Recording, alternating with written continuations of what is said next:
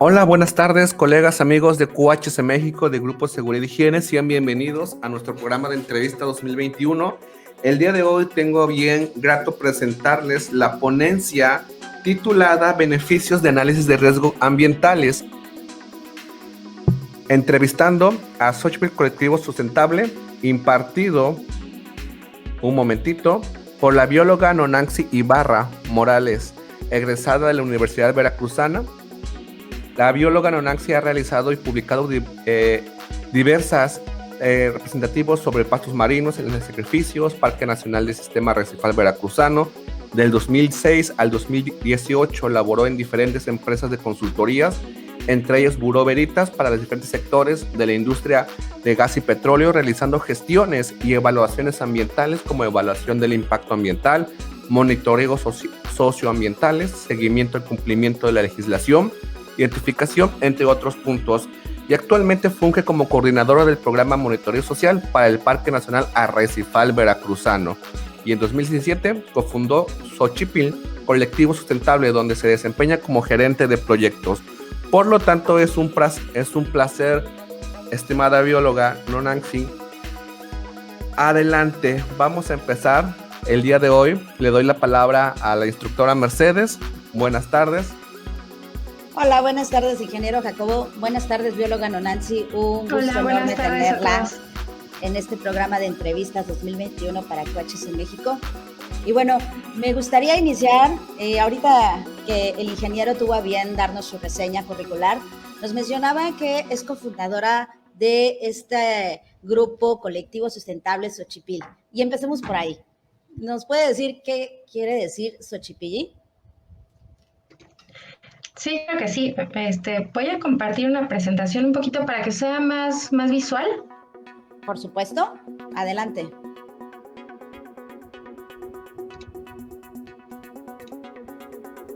Muy bien, en lo que comparte la presentación, cualquier duda, pregunta, háganos, compañeros, para que así podamos compartirles esta información.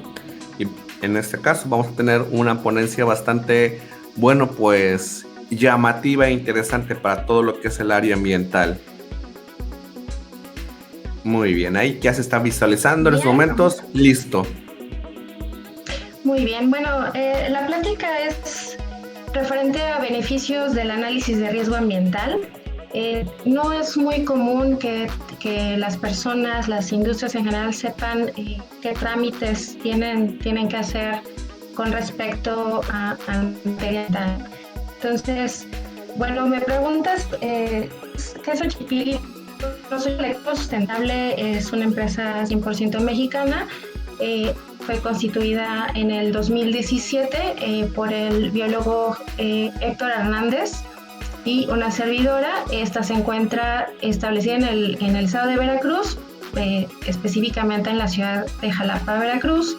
Y bueno, el objetivo es desarrollar y elaborar proyectos apoyados en estudios ambientales para el sector público y privado, todo apoyado en el cumplimiento de la normativa ambiental mexicana.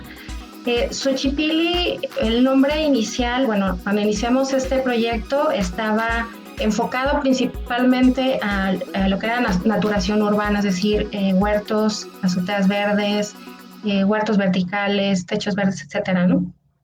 Entonces, Xochipilli, dentro de la cultura mexica, bueno, tratando de recuperar nuestras raíces, se tomó el nombre de este dios, un dios considerado como dios del amor, de los juegos y de las flores, precisamente. Entonces, como el primer objetivo o el proyecto que desarrollábamos y que teníamos en mente tenía que ver con naturación urbana, flores, etcétera. Entonces, por esa razón se tomó este nombre, ¿no? Posteriormente va evolucionando y formamos también la consultoría ambiental, que es algo de lo que yo había venido trabajando hace más o menos 15 años, en diferentes rubros, ¿no? Tanto en la CONAM como en diversas universidades, como la propia Universidad Veracruzana, la Universidad Autónoma Antonio Narro y otras consultorías como llamaron burromeritas. Entonces, esa es una de las razones de por qué se llama así la empresa. Muchas gracias, muy interesante esta base histórica del nombre. Y bueno, ahora que menciona que Xochipilli entonces está enfocada a realizar consultorías y estudios ambientales, ¿cuáles son esos estudios y proyectos ambientales más comunes o necesarios en la industria? No sé si nos pudiera dar una pequeña introducción o un pequeño fundamento histórico de esto que hoy se nos solicita. Sí, creo que sí. Permíteme un segundo.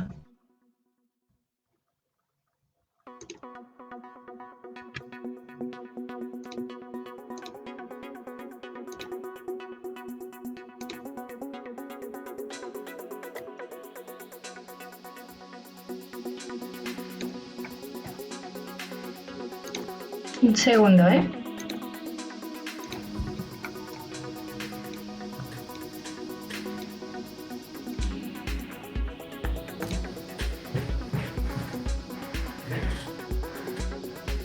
Bien, voy a compartir esa parte de la presentación.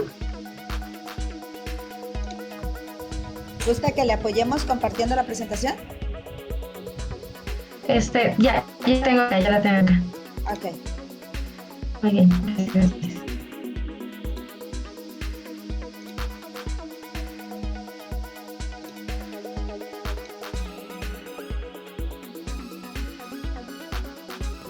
Listo, ya está cargándose. Listo. Ya se cargó, ya quedó. Sí, bien, ha ido evolucionando esto. Tiene más o menos, en México tendrá no más de aproximadamente 40 años, un poquito más de 40 años. Sin embargo, el impacto que hemos ocasionado tiene... desde la época industrial, lo que consideramos como revolución industrial, un poco más de 200 años. Entonces, con las imágenes que vemos aquí, bueno, vemos a Edison, la máquina de vapor, etcétera, ¿no? Entonces, durante el porfiriato se trae a México todas esas innovaciones que se estaban dando en Europa y Estados Unidos. Y entonces, empezamos a usar la máquina de vapor, a quemar combustible, a quemar carbón, a consumir hidrocarburo. Posteriormente viene la Segunda Guerra Mundial y en México viene el auge de la explotación del hidrocarburo como tal, ¿no? Y se conforma Pemex. Al igual que en Europa, en México también viene una expansión del ferrocarril, es decir, es siempre que se abre una vía de comunicación, como el ferrocarril, una carretera, etcétera, vienen impactos asociados no necesariamente con la propia construcción del ferrocarril, sino con las emisiones y con las actividades económicas aledañas a estos caminos o a esta infraestructura de comunicación. Entonces se expande el ferrocarril no solo en Europa sino en México, y entonces se empieza a cambiar el uso del suelo, a convertir las zonas forestales para cultivos, etcétera. Esto durante el gobierno de Porfirio Díaz. Posterior a la Segunda Guerra Mundial viene una explosión industrial y por consecuencia una explosión también demográfica, de tal forma que para el 2000 ya éramos 7,000 millones de personas y hoy estamos cerca de los 8,000 millones de personas. Hay una reforma agraria. Esto fue en 1975, si mal no recuerdo. Hubo una devaluación que todos hemos escuchado siempre que hay crisis, devaluaciones, etcétera. Hubo una crisis. Entonces viene la reforma agraria en donde abiertamente dicen, bueno, pues tú hacer uso de las tierras, inclusive si son ahora lo que conocemos como zonas forestales, pues hacer uso de ellas para los cultivos. Entonces, de aquí parte, en ese momento, bueno, teníamos problemas sociales, ¿no? No hablábamos de problemas ambientales propiamente. Cuando empezamos a hablar ya de problemas ambientales es cuando incluimos, cuando empezamos a explotar carbón, hidrocarburo, etcétera, se crean estas plantas nucleares. Y aquí les voy a poner un ejemplo, por ejemplo, de todo el mundo lo ha escuchado, yo creo, mencionar el accidente en el reactor nuclear de Chernobyl en Ucrania en 1986. Otro accidente que tuvimos de otro reactor nuclear, ya más recientemente, fue el de Fukushima en Japón. Este es importante porque no solamente, bueno, no se debió a una falla interna en el propio proceder de la instalación, sino que fue debido a un terremoto y posteriormente a un tsunami. No está muy fresco, digamos, en las nuevas generaciones estos accidentes, sin embargo, los hemos escuchado a mencionar. Hay otro en México específicamente, al que le llamamos la explosión de San Juanico. Fue una explosión en San Juan Ixhuatepec en 1984 y bueno, esta fue ocurrida en una planta de almacenamiento de petróleos mexicanos. Otra explosión también que está dentro del colectivo de mexicano se llevaron, se vieron en Guadalajara en 1992. El saldo de estas explosiones fue de 212 muertos, 62 desaparecidos, 1.470 lesionados, se destruyeron 8 kilómetros de calles, resultaron afectadas 142 viviendas, 450 comercios, etcétera, ¿no? Entonces, hasta donde sabemos hoy, estas explosiones se debieron a un derrame de gasolina de un poliducto que va de Salamanca a Guadalajara, en la colonia Álamo Industrial. Es decir, dentro de la ciudad hay diversos ductos que transportan sustancias peligrosas, que más adelante vamos a ver pues, a qué se refiere, ¿no? Entonces, la evaluación del riesgo ambiental está asociado directamente a acciones y sustancias que utilizamos en nuestra cotidianidad, porque inclusive en nuestras casas tenemos sustancias peligrosas y que un mal manejo de ellas puede ocasionar un incendio, una explosión, un derrame, emisiones, etcétera. Perfecto. Entonces, estos estudios de riesgos ambientales que algunas empresas requieren hacer, se debe o se sustenta en el riesgo de manejar ciertas sustancias químicas peligrosas o en las actividades que formen parte de estos procesos que generen un riesgo a un impacto ambiental negativo. ¿Es correcto? Sí, es correcto. Después de lo que sucedió en Chernobyl, en San Juanico, Guadalajara, etcétera, bueno, vino una modificación de la Constitución, en donde basada esta modificación en que debía haber una ley que regulara todo esto, no solamente la parte ambiental, sino la parte que conocemos como riesgo ambiental. Entonces, esta regulación o esta modificación de la Constitución se dio en 1987 y lo que hoy conocemos y con la cual nos basamos para todas las gestiones o toda la cuestión ambiental es la Ley General del Equilibrio Ecológico y Protección al Ambiente, lo que conocemos como Ley GEPA. Esta se publicó un año después de la modificación de la Constitución, es decir, en 1988. 2 años después, la ley lo indica que se tienen que generar pues un listado, un lugar en donde se dé a conocer al público pues cuáles son estas sustancias, ¿no? Cuáles tienen ese riesgo, que también lo vamos a ver más adelante, de generarnos situaciones de este tipo, ¿no?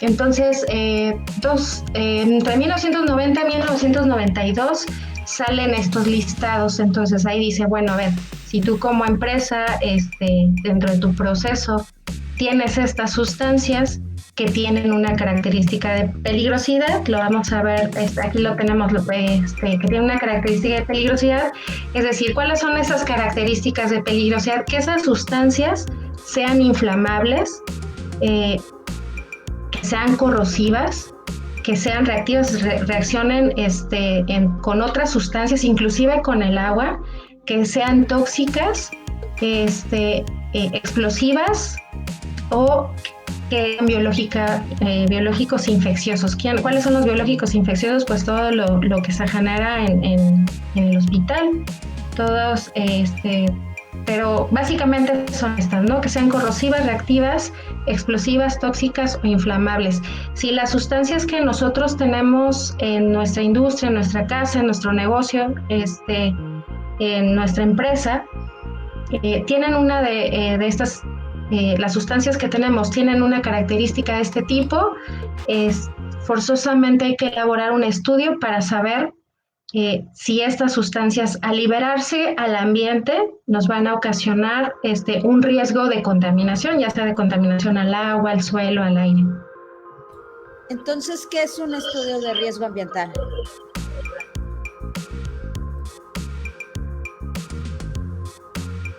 Bien, bueno, posteriormente estos son el ejemplo de los listados, reforzando lo que dije anteriormente. Bien, vamos a ver qué es un riesgo. Un riesgo, aquí viene esquemáticamente una fórmula que es un peligro por la exposición. Se hace una matriz y se multiplica, pero vamos a ver exactamente qué son estos datos, ¿no? Bueno, el peligro es una condición o una característica que es intrínseca. Ya puede ser, en este caso puse aquí de ejemplo una serpiente. ¿Por qué? Porque la serpiente como tal, sobre todo esta que es venenosa, tiene una característica intrínseca de peligrosidad, es decir, si la topamos y nos acercamos a una zona en donde ella se sienta intimidada, pues ella va a atacar. Entonces las sustancias tienen una característica intrínseca de peligrosidad, una característica química que las hace peligrosas, es decir, si la exponemos a ciertas temperaturas, si las mezclamos con otras sustancias, etcétera, ¿no? Entonces tienen una característica intrínseca. Entonces a esto le llamamos que una sustancia o una actividad es peligrosa. ¿Cómo vamos, cómo determinamos el peligro? Bueno, pues mientras más cerca estemos de esa sustancia, en este caso de este animalito, etcétera, o de una circunstancia, de una situación, de un lugar, nos puede ocasionar alguna lesión, alguna enfermedad, algún daño, etcétera, ¿no? Tenemos otro dato que se llama vulnerabilidad o exposición, es decir, nosotros qué tan cerca estamos de ese peligro. Entonces, por ejemplo, aquí en esta imagen, para que se comprenda un poco mejor, el río como tal tiene su grado de peligrosidad, es decir, hemos ido al río, si tiene mucha corriente, poca corriente, etcétera. Dependiendo de dónde nos ubiquemos nosotros, cercanía con este río, va aumentando nuestra vulnerabilidad. Y si este río además es temporada de huracanes, hay muchas lluvias, etcétera, y crece, entonces nuestra vulnerabilidad aumenta, es decir, nuestra vulnerabilidad está en función de la exposición de ese peligro, qué tan lejos, qué tan cerca estamos de él. Entonces, ya no sé si hay alguna duda, pueden preguntar conforme se va explicando esto. Muchas gracias. Sí, estamos al pendiente de los comentarios en la página. Bien. Entonces, ¿qué es el riesgo? El riesgo es la combinación del peligro intrínseco, en este caso con las sustancias o las situaciones o los lugares, por la exposición, es decir, yo qué tan lejos estoy de ello, qué tan expuesto estoy, En este caso, nosotros el peligro no lo podemos controlar, pero sí la exposición o la vulnerabilidad. Es decir, el peligro es intrínseco. Yo no puedo cambiar una sustancia química que tenga yo en este momento porque solamente así lo quiero, pero sí puedo protegerme, es decir, usar equipo de protección personal, ponerle etiquetado, ponerlo en un lugar seguro, alto, etcétera. Entonces, esta exposición o esta vulnerabilidad sí la podemos controlar. Una vez que tenemos estos dos datos, ya podemos decir, a ver, ¿cuál es mi riesgo real, ¿no?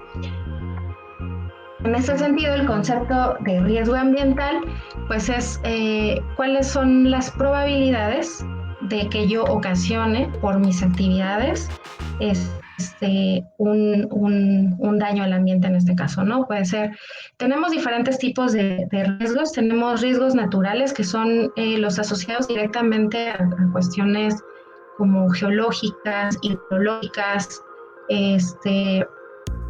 Por ejemplo, aquí tenemos en imagen, recientemente hubo un deslave en el cerro del Chiquihuite, por ejemplo, ¿no?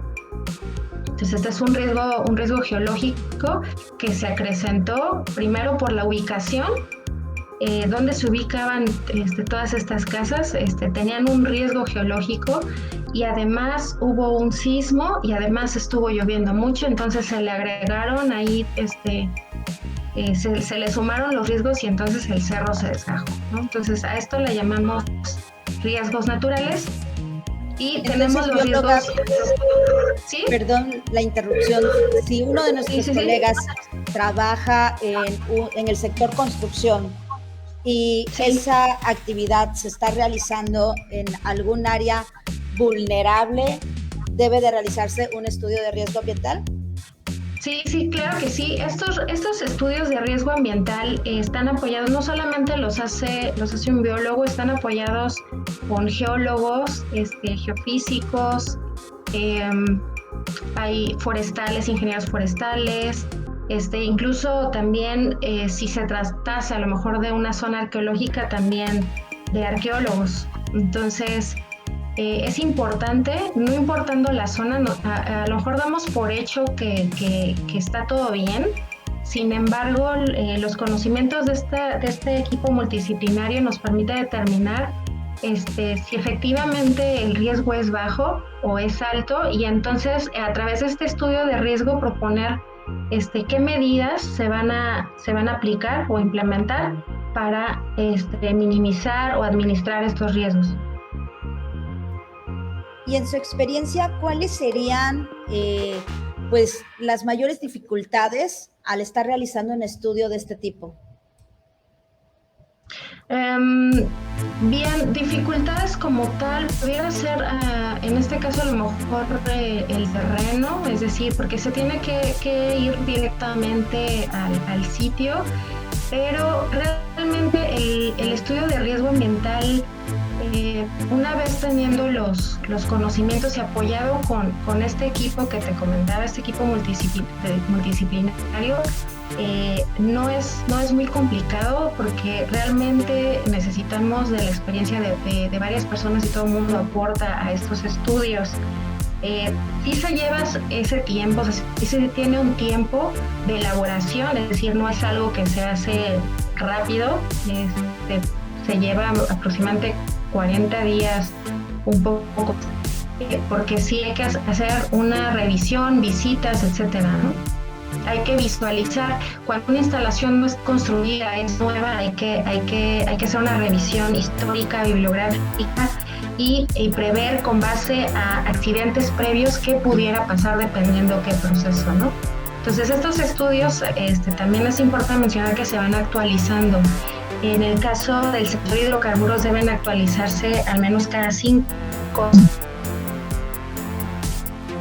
Este tipo de estudios y evaluaciones ambientales, ¿cuáles serían los principales en los diferentes sectores industriales? Perdón, no te escuché muy bien, se corta. ¿Cuáles serían los principales estudios y evaluaciones ambientales que se realizan en el sector industrial? Mira, aquí lo puse a manera de ejemplo. Partimos aproximadamente, son 12 trámites. El primero que se tiene que hacer siempre puede ser un informe preventivo o una manifestación de impacto ambiental. Son los primeros estudios que hay que hacer antes de construir cualquier cosa. Tenemos 3 niveles con los cuales, de autoridades con los cuales hay que trabajar, puede ser a nivel federal, estatal o municipal. Entonces, dependiendo de qué actividad sea, es que se hace o un informe preventivo o una manifestación de impacto ambiental. Son los primeros estudios que se tienen que hacer. Posteriormente, el estudio de riesgo ambiental, una vez que ya se hizo esta evaluación, hay que considerar, ahora el proceso, cuáles son los riesgos de instalar cualquier proyecto en tal sitio, ¿no?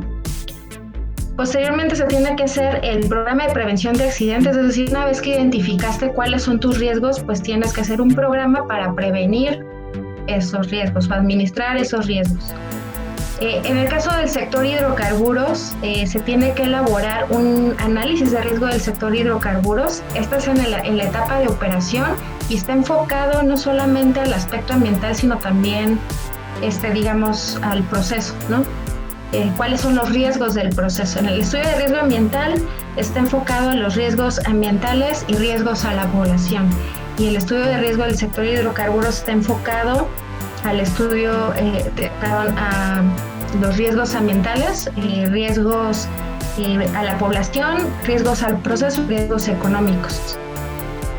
Posteriormente se hace el protocolo de respuesta a emergencias. Esto es, ya te pasó un accidente, ¿qué tienes que hacer? Entonces, en estas, tanto en el programa de prevención de accidentes como en el protocolo de respuesta a emergencias, se establecen simulacros, es decir, una vez que tú ya tienes tus peores escenarios, ¿qué es lo peor que te puede pasar? En estos protocolos se elabora qué es lo que tienes que hacer en caso de que tengas un accidente, ¿no? Un derrame al río, etcétera, una explosión, unas fugas significativas, etcétera. Y con qué autoridades y del sector privado también vas a relacionarte para poder atender esta emergencia, ¿no? Bien, hay otra parte que también se hace al inicio, entre que se están haciendo los otros estudios, hay otras gestiones que hay que hacer. La obtención, en el caso de que se vaya a hacer uso o aprovechamiento de agua, se tiene que solicitar a la Comisión Nacional del Agua un título de concesión de aprovechamiento de agua y, en consecuencia, un permiso de descarga. Es decir, toda esa agua que tú estás tomando, a dónde se va a ir a disponer, a tratar, etcétera.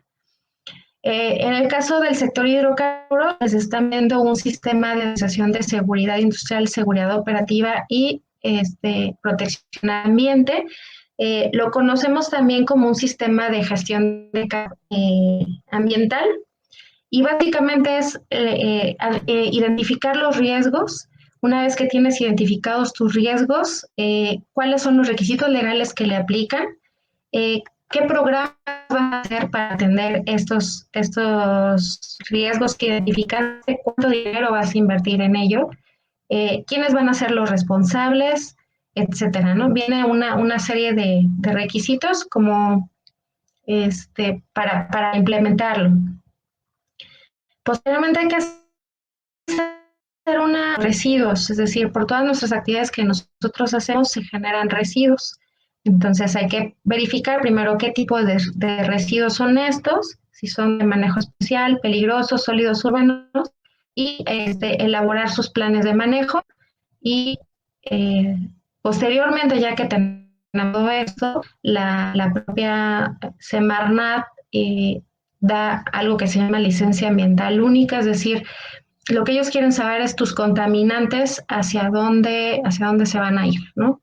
Los vas a liberar al aire, los vas a liberar al agua, al suelo. Entonces, a través de esta licencia ellos revisan todo esto de atrás, es decir, del 1 al 10 de los trámites que mencionamos, y pues hace una revisión exhaustiva. Algunas empresas obtienen a través de esta licencia ambiental única se pueden hacer auditar y entonces obtener algo que se llama certificado de industria limpia, es decir, es uno de los beneficios de tener esto, es que la propia autoridad certifica a través de industria limpia que tú cumples con toda la normatividad, y al cumplir con la normatividad, pues en consecuencia estás actuando bien, ¿no? Estás aplicando bien tus medidas de control para prevenir o mitigar los impactos ambientales. Y posteriormente se presenta algo que se llama cédula de operación anual o COA, que es un reporte que hace la empresa de todo esto, es decir, de transferencia de contaminantes, es decir, cuántas emisiones por ejemplo, de metano tuviste en el año, cuántos contaminantes por tus descargas de aguas residuales generaste en el año, ¿no? Y eso va apoyado con análisis físico-químicos que lo hacen laboratorios especializados en esto. En cada una de los aspectos puede ser emisiones, descargas, etcétera, ¿no? Perfecto. Ahora que mencionó justamente esta certificación de industria limpia, que bueno, que nos da esta pues confianza de que la empresa está cumpliendo con todo su sistema de gestión ambiental, ¿de alguna manera eso pudiera homologarse con el sistema de gestión propuesto por la ISO 14000? Sí, es exactamente lo mismo. Es exactamente lo mismo. Está apoyado en el sistema de gestión ISO 14000. Digamos, no es diferente, solamente está enfocado en el caso el SACISOPA como tal, como al sector hidrocarburos. Sin embargo, es el ISO 14001, y pues la función es la misma, ¿no? Tener ese orden desde la identificación de los riesgos, que es lo primero, la primera parte, identificar esos riesgos y posteriormente ver si hay alguna regulación normativa ambiental y si estamos cumpliendo con ellos. En caso de que no, ok, ¿qué voy a hacer? Voy a elaborar unos programas con responsables y además asignándole recursos para poder subsanarlos. Perfecto, muchas gracias. Y bueno, y también mencionaba que había que hacer un plan de manejo de residuos. Esa es una duda que nos llegó por acá en la página.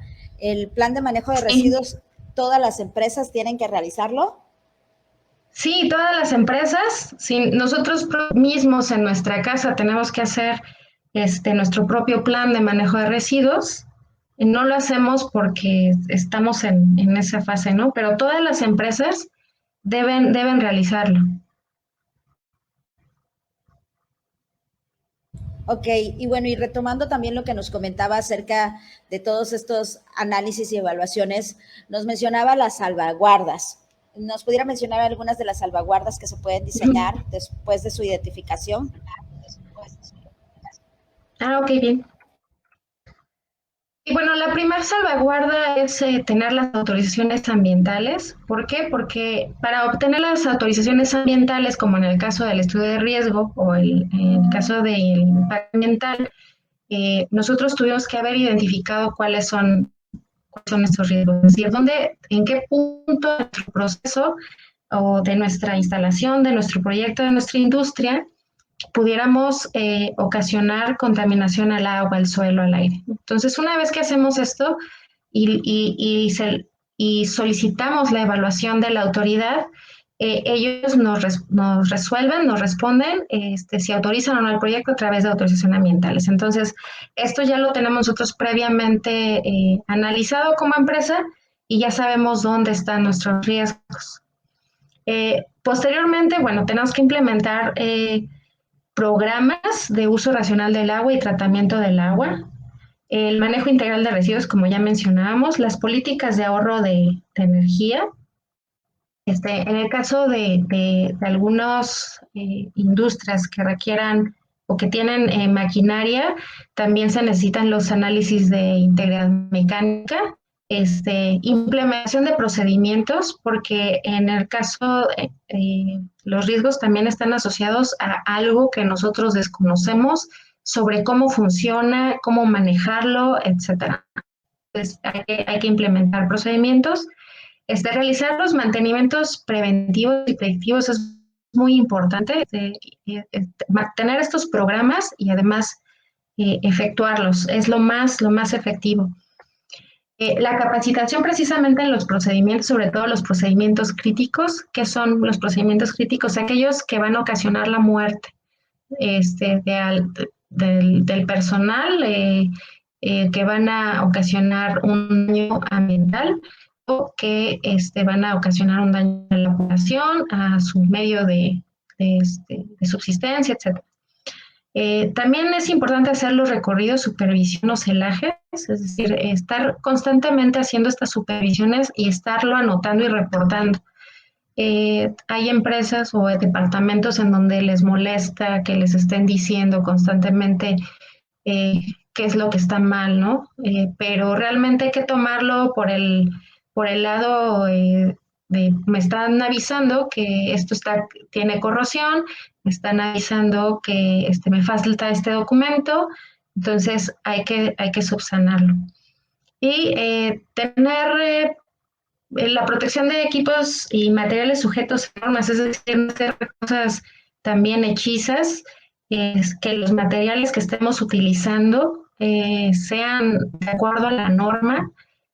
Vimos también, hay accidentes muy graves por materiales, por ahorrarse o por, ¿cómo se llama?, por corrupción, que se quieren ahorrar el dinero en la inversión del material que se está utilizando. Entonces es lo peor que se puede hacer. Se ponen en riesgo muchas vidas, ¿no? Además del ambiente, lo primero que se daña es las personas que están dentro de una instalación. Son las primeras afectadas. O sea, si se contamina el agua, pues el agua que se toma de allí es para las personas que trabajan ahí. Si algo está mal diseñado, mal construido, los afectados son las personas y ya posteriormente se sale al ambiente, ¿no? A la comunidad. ¿Qué otra? Bueno, que los equipos se cumplan con estándares internacionales. Hay que estar también al pendiente de los reportes meteorológicos, es decir, si va a haber lluvias, tormentas eléctricas, huracanes, etcétera. Tener reportes de accidentabilidad, esto es muy importante, porque un accidente, por muy pequeño que sea, un machucón nos va dando esos focos rojos que al final van a una suma de diferentes tipos de accidentes, por muy pequeños que sea, puede culminar en la muerte de una persona. Entonces hay que estar constantemente checando, por muy pequeño que sea, algún accidente dentro de las instalaciones o de la industria. Y por supuesto, pues el uso de equipo de protección personal. Hay equipo de protección personal específico para cada actividad, entonces es importante utilizarlo y cada vez que se realice, que se trabaje, ¿no? Muy bien. Yo quiero participar. Por acá nos llegan dos preguntitas, que igual yo me uno. Bueno, como nuestro público básicamente son estudiantes o recién egresados de ingenierías, principalmente del área de seguridad y higiene, en su conocimiento y en su sabiduría, estimada bióloga Nonansi, todas las profesiones o qué criterios se necesitan, qué base profesional se necesita para que una persona haga estudios ambientales. ¿Cualquiera necesita una profesión o lo marca la ley? Nos gustaría que nos apoyara con esa duda. Sí, no lo marca la ley como tal. Sin embargo, en la experiencia colaboramos muchísimas personas, no solamente biólogos, sino también agrónomos, ingenieros forestales, ingenieros ambientales, arquitectos, ingenieros civiles, geólogos, geofísicos, básicamente, ¿no?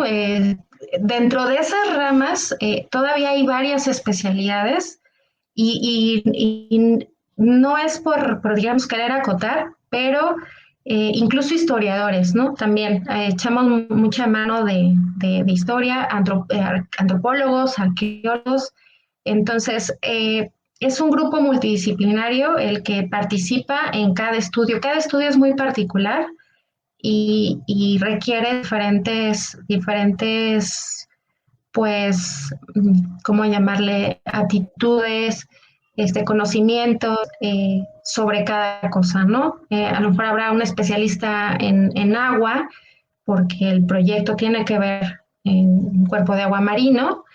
eh, eh, a lo mejor requiere cambio de uso de suelo y necesitamos saber con un ingeniero forestal cuáles pudieran ser las afectaciones, edafólogos, es decir, cómo va a afectar el suelo, etcétera. Entonces, es por dar de manera general eh, qué profesiones pudieran participar dentro de un estudio de riesgo, pero es muy variado, ¿no?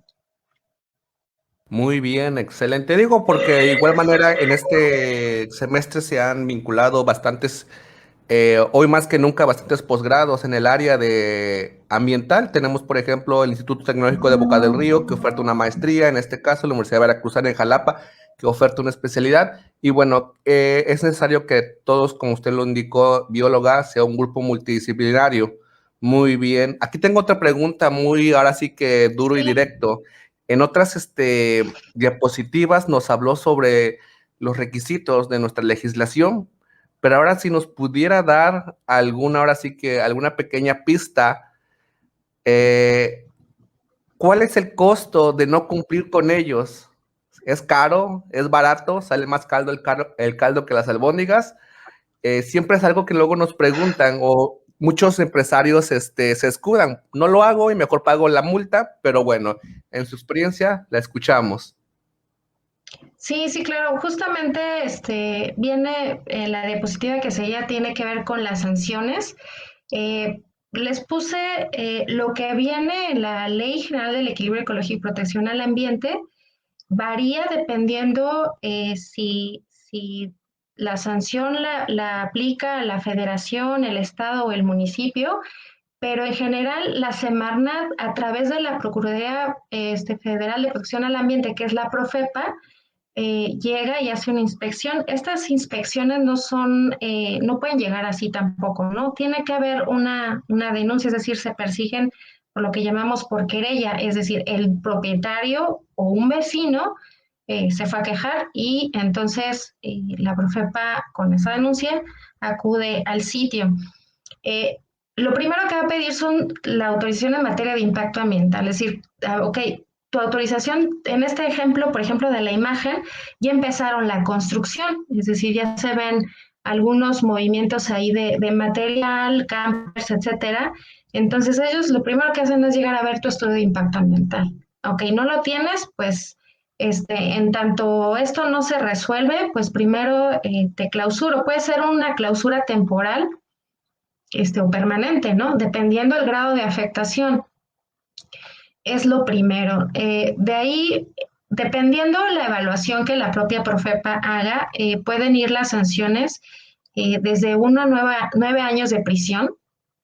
Y hay lo que llamamos sanción pecuniaria, que son las multas, que van desde 300 a 3,000 días, multa de salario mínimo vigente, es decir, de acuerdo al CONASAMI de este año, el salario mínimo está en 141.7 pesos mexicanos, es decir, de estos 300 a 3,000 días de multa puede ser de 42,500 días a 425,100 pesos mexicanos.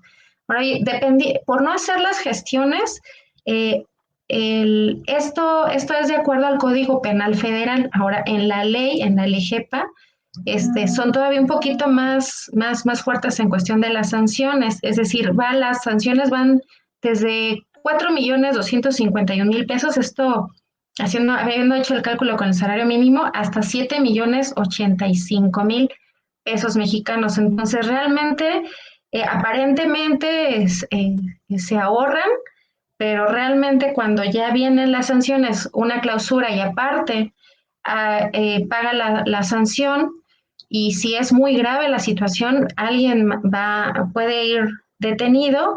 Si es menos de 5 años, puede pagar una multa y salir. Entonces, es esa multa, aparte, elaborar el estudio, porque no es como que ya pagaste la sanción y bueno, ya síguele, ¿no? No es, paga todo esto que te estoy diciendo, te voy a proponer unas medidas que se llaman medidas técnicas y además haz el estudio. Entonces, como quiera, tienen que hacer el estudio. Entonces, es lo ideal, es asesorarse primero antes de iniciar cualquier obra. Es decir, quiero que quede claro, cualquier proyecto antes de iniciar tiene que tener un estudio de impacto ambiental. ¿En qué nivel es la gestión? Que sería la diferencia si es federal, estatal o municipal. Ok, entonces eso ya dependerá de qué actividades, pero todas las actividades, construcciones de casas, cualquier inmueble que se va a instalar o construir en un predio que no tenga nada, hay que hacer el estudio. Muy interesante y más nos aclara sobre los niveles municipal, estatal y Y pues federal. federal. ¿Se puede decir que a nivel federal es como más para empresas súper grandes? ¿O hay algún así tipo de clasificación o jalan parejo ahora sí con cualquier denuncia? Digo, porque hemos visto muchos casos, ¿no? Que tienen que el taller mecánico, por ejemplo, acá en Veracruz hubo un caso, no sé si, yo soy mucho de leer noticias que cierta marca galletera allá por el norte de la ciudad Ajá, tiraba aceite directamente y los vecinos sí, se quejaron en este caso. Y bueno, cada cosa que se sí, entera uno. sí, exactamente. Entonces viene una queja de los vecinos que se están dando cuenta que está sucediendo esto, van a la Profepa y entonces viene la Profepa con esa denuncia en mano a decir, a ver, aquí los vecinos me están diciendo que usted está tirando aceite, ¿no? Entonces empieza la revisión, a ver tu estudio de impacto ambiental, etcétera, hasta que llegan al plan de manejo de residuos, porque al final el aceite como tal o el aceite quemado es considerado un residuo de manejo especial. Entonces, a ver, ¿cómo estás manejando el aceite? ¿Por qué lo estás tirando?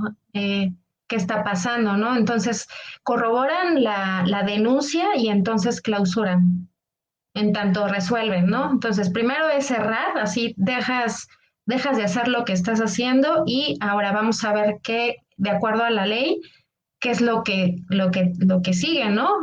¿Quién es el responsable o los responsables? Porque aparte tenemos una ley de responsabilidad ambiental, es decir, no solo la empresa como tal es responsable, sino la persona que está dando las instrucciones o que se está dando cuenta o que está omitiendo, es decir, los trabajadores también son responsables.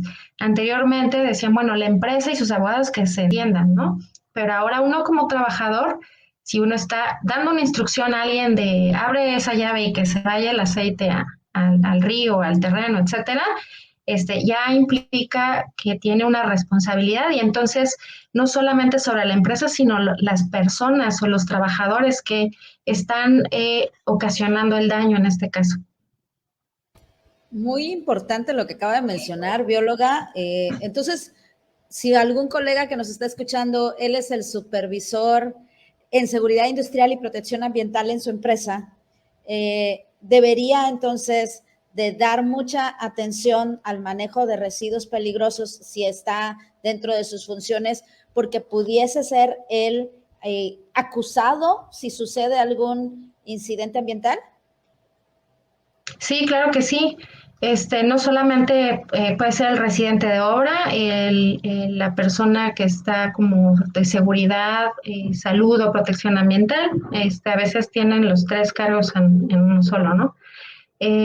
Un propio trabajador, o sea, alguien que solamente lo contrataron, está en la obra temporal y le dijeron, mira, este cubo de aceite del cambio del, no sé, de un mantenimiento de un vehículo, échalo ahí, nadie se va a dar cuenta. Hasta esa persona que va y hace la acción está sujeta a la sanción.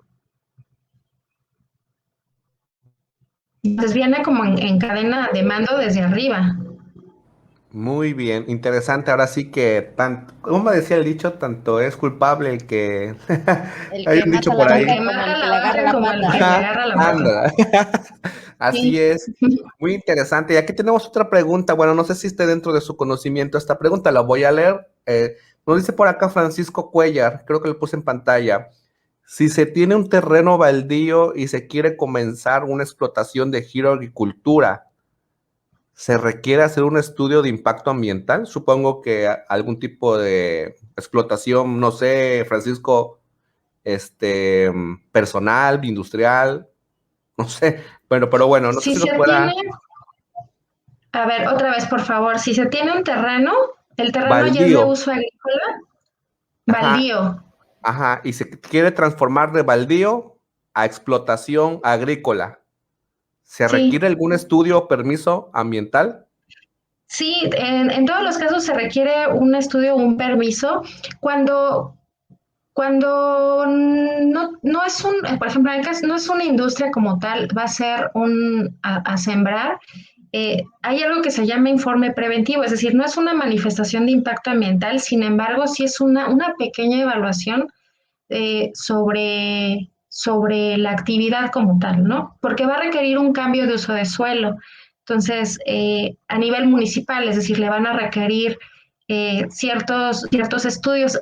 Como es municipal, cada municipio tiene sus propias sus propios reglamentos, su propia normativa. Entonces, cuando es estatal municipal, sí hay que revisar mucho en dónde se encuentra ubicado este predio y entonces ver qué es lo que le aplica. Cuando es federal es más amplio, es muy general y es, si tú estás haciendo unas actividades consideradas dentro de la ley como que le corresponden a la federación, es lo mismo, ¿no? Casi para todas. Pero cuando es municipal, la ley les permite a cada municipio eh, que ellos determinen cuáles van a ser sus leyes, sus reglamentos, etcétera, ¿no? Sus formatos, sus trámites.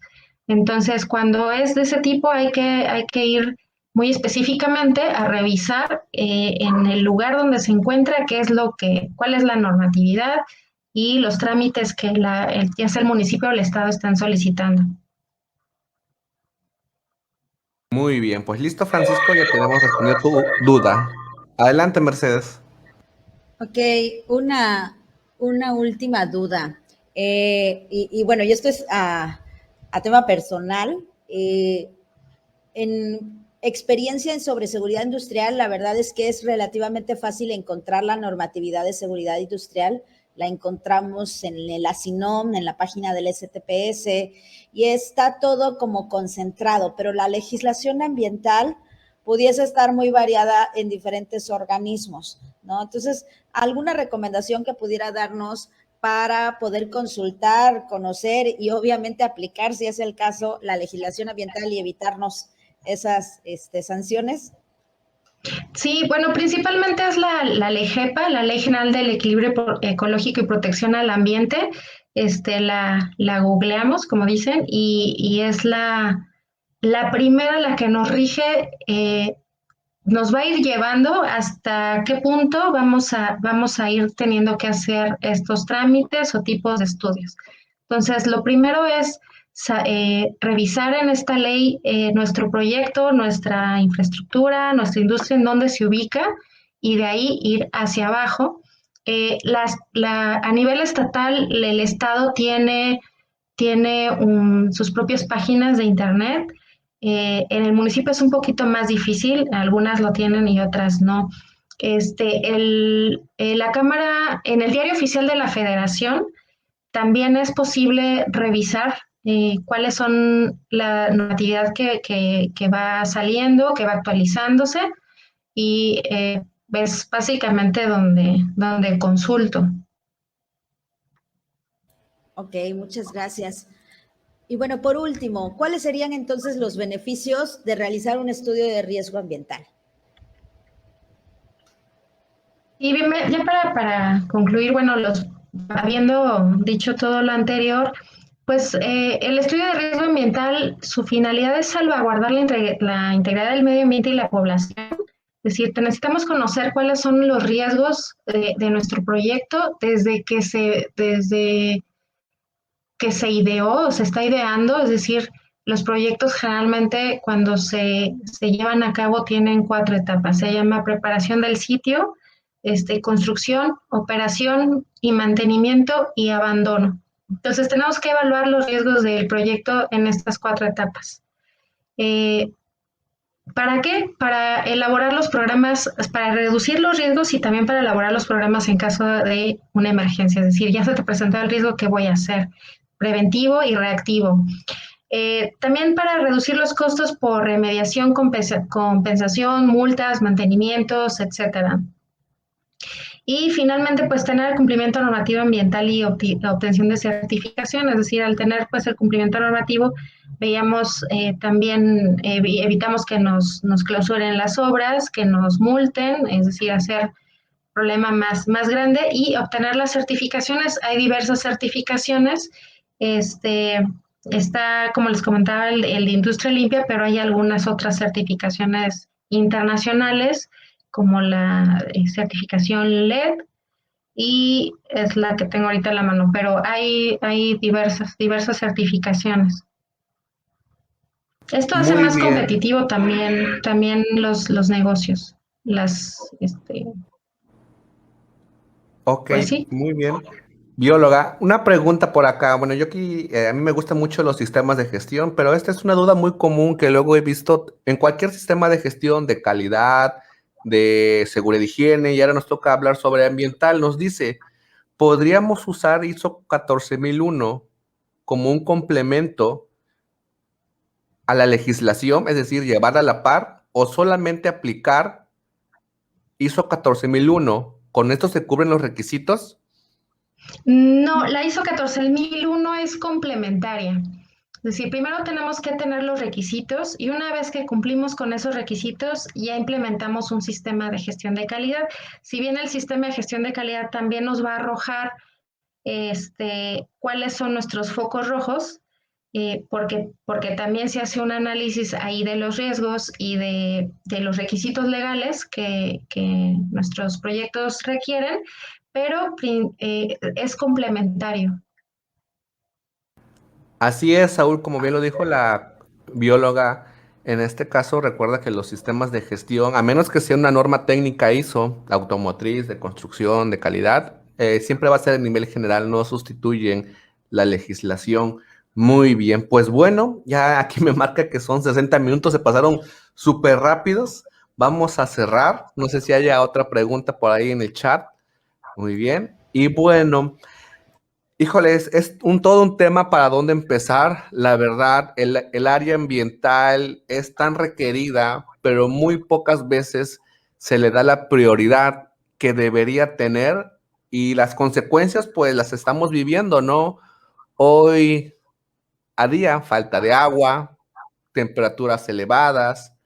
Luego hay, en este caso, cambios de clima. Ahorita se supone que estamos en octubre, se tiene anunciado temperaturas de 34, 35 grados. Y todo esto, bueno, pues queramos o no, es parte de pues el proceso humano, del proceso de conversión de las materias primas en nuestro México lindo y querido, que es ahora sí que tiene muchas materias primas y hay que saber ahora sí que aprovecharlas. Muy bien, no sé si Mercedes quieras dar algunas palabras finales. No solo agradecerle a la bióloga por esta ponencia, por esta pequeña entrevista. La verdad es que sí, pues ha dispersado algunas dudas de nuestra audiencia. Muchas gracias. Si usted gusta, está invitada cordialmente a otra sesión de entrevistas. Y bueno, colegas, si ustedes tienen un tema en particular en donde nuestra especialista ambiental pudiera apoyarnos, háganoslo saber, por favor, para poder aprovechar de ella. Así Bióloga, es. muchas gracias. Y antes que se me olvide, bióloga, ¿dónde podemos Muchas gracias. contactarla? Sus redes sociales. Puede mencionarlas para que así nuestros compañeros y posteriormente vamos a subirlo a YouTube, puedan seguirla en redes sociales. Sí, claro que sí. Tenemos una página que se llama Xochipilli Colectivo Sustentable. está en elaboración. Sin embargo, con todo gusto, permítame, aquí le pongo los contactos para que tengan...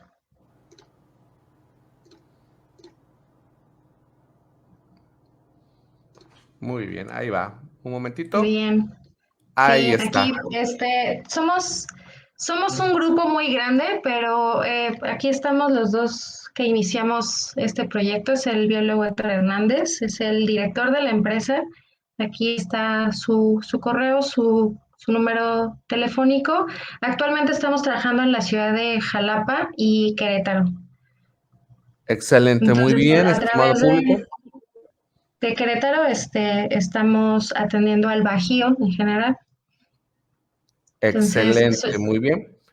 Bueno, pues agradecemos mucho, bióloga, su participación de hoy y tiene las puertas abiertas cuando requiera, cuando necesite difundir algún tema, evento próximo, pues cuente con nosotros para poder compartir esta información. Bueno, colegas, compañeros, pues cerramos. Agradecemos de nuevo la participación de la ponente bióloga. Vamos entonces a cerrar. Hasta luego.